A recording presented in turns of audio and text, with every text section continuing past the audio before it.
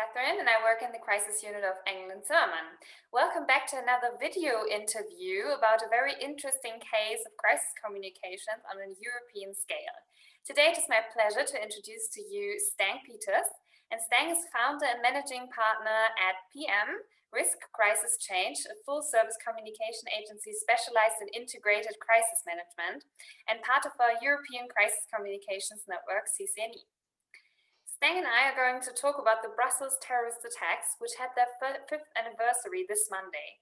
He was supporting the Federal Crisis Center, and 5 years later, we look back and will evaluate what there is to learn from this massive crisis for crisis communications at all. So, Stijn, please tell us more about your experience of crisis communications during this terrorist attack. What exactly was your role, and how do you remember this extraordinary crisis situation?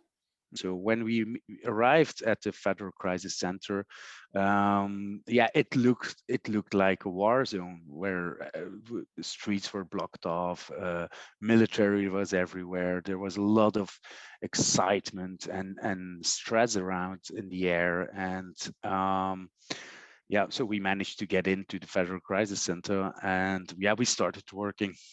We just started to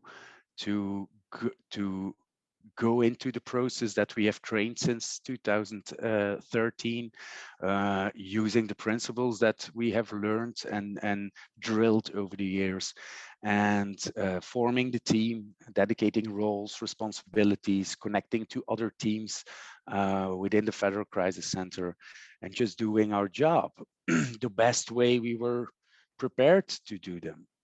So if you remember what you did back then, what, in your opinion, are the most important do's and don'ts for communication in such a massive crisis?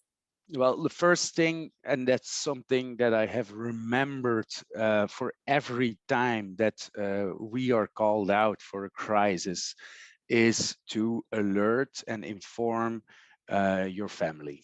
That was one of the first lessons we immediately learned, that the people that we love back home were really uncertain about our own well-being. So we did not even stop to think about that. The second is also the psychological effect of being in that team. So on two parts. So in the first part, it was remarkable to see that the first explosions were at the airport. So 2 bombs exploded at the airport, immediately killing 16 people and a lot of severely injured people. And the third bomb was on the subway system, also killing 16 people immediately. And that was 750 meters away from where we were working. That's less than half a mile. And I remember my colleague of the Federal Crisis Center, Antoine, who said, like, a third bomb exploded in Maalbeek. It's a subway station. And we went like, okay, let's finish what we're doing and go back to our crisis meeting, and then we take it from there. And so we were in this mode, and we did not stop to think that this was really close to us until our shift was over. And then we went back home, and then you start loosening up. That was also the first time that we saw the things that we saw in the media, because I was at the coordination side and my colleague was at the strategy side, and another colleague was also in a coordination of the sentiment and perception analysis side. And so he was the only one who saw the pictures in the media. We did not see it because we were occupied with coordination and with strategy. And then it hits you, and then you really see what actually happened. And this gave us a lot of backlash. But then on the first day, you don't let that get to you, because you know you have another day coming. So the psychological care for the people dealing with uncertainties is very difficult. The second part there is the people who did web care, so and on the call center. So basically, being one-on-one with the citizens and with people with extreme emotions, and having to deal with that on an online platform or just on a phone. We have learned that when the shift ends, that there is really, we need a lot of room for ventilating, talking about what happened. So that's the second thing. Right. So first you assist those who need psychological help, but afterwards you might need exactly as well. Yeah, it's if you're a crisis communicator, the first thing you do is you absorb what the biggest victim feels, because otherwise you cannot imagine what kind of information that can remedy the emotion or can take away uncertainty. So you have to observe, you have to be a sponge of emotions in order to build up an effective strategy. So basically, yeah, it's part of your job. But when your job finishes, and then yeah, then those emotions are still there. So that's something that we have learned 5 years ago, where we now pay much more attention to the follow-up of our team members.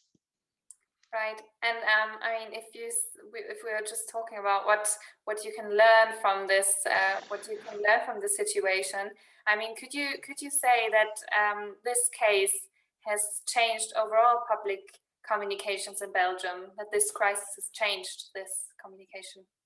Well, what really worked was sticking to the basic principles, sticking to what we know. So we have some mantras and we have some acronyms and we have some ways of dealing with decision making in very short time periods, and dealing with emotions and turning it into a communication strategy. So sticking to the principles keeps everybody on the same page. We don't need a lot of words to know where we want to go. And the second thing is the work process crisis communication. So we developed this work process based on, yeah, we have to be able to get into the process with 2 people. And we will also work for smaller organizations, so 2 people on communications. For some companies, that's a lot of people on communications. So we designed it to work with 2 people. Then for larger organizations, we fine-tuned it to 5 people, so 5 roles as well. And then for the National Crisis Center, we extended that to 20 people. So working within crisis communication with sub-teams for crisis communication objectives. But at one time, I think it was at the end of day 1, on the 22nd of March, at one time, the process consisted out of 250 people, and still the process was reliable. So the process really proved itself to be very scalable. So what we now see with the pandemic, so now the director of the communication unit of the Federal Crisis Center is Yves Stevens, and he is like the master now of the work process crisis communication, because he's been doing this for a year, for over a year now. The Brussels attacks just lasted for us 72 hours. So now he is doing this for a year, and still this process is reliable. So what did we learn is that, yeah, in short disruptions, this work process works. In long disruptions, it still works. It is just a different tempo and it's just a different capacity, but still it goes on. So this is something that we have learned in general on crisis management or crisis communication, is that what we need is a scalable, dependable process where you can rely on for any kind of event. Thank you, Stijn, for these amazing insights to this massive case of crisis communications. I think we all can learn a lot from your experience here. Thank you very much for the interview, and bye. Thank you, Kathrin. Bye-bye.